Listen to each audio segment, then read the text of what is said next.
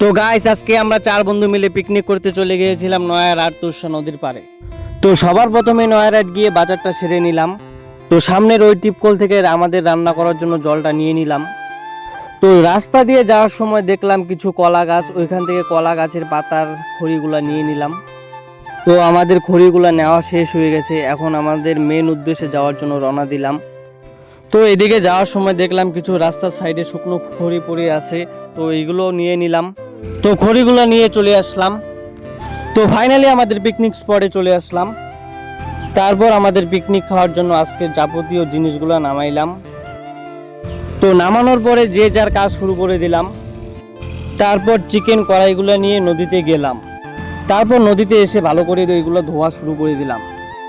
তারপর বাসনগুলো ধুইতেছিলাম মাংসটা ভালো করে ধোয়ার জন্য। তো আমরা এদিকে চিকেনটা ধুইতে থাকি, তোমরা ভিডিওটা দেখো।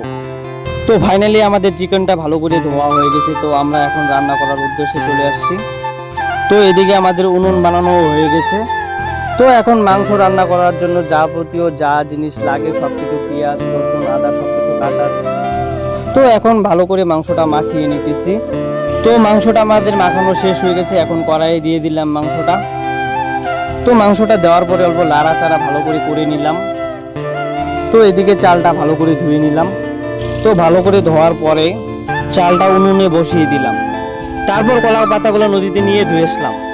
তো এদিকে প্রায় রান্না আমাদের শেষের দিকে, স্লাডটা কেটে নিলাম। স্লাডটা কেটে নেওয়ার পরে আমরা সবাই খাওয়ার জন্য বসে পড়লাম। তো তোমরা দেখো আমাদের চিকেনটা কিরকম হয়েছে।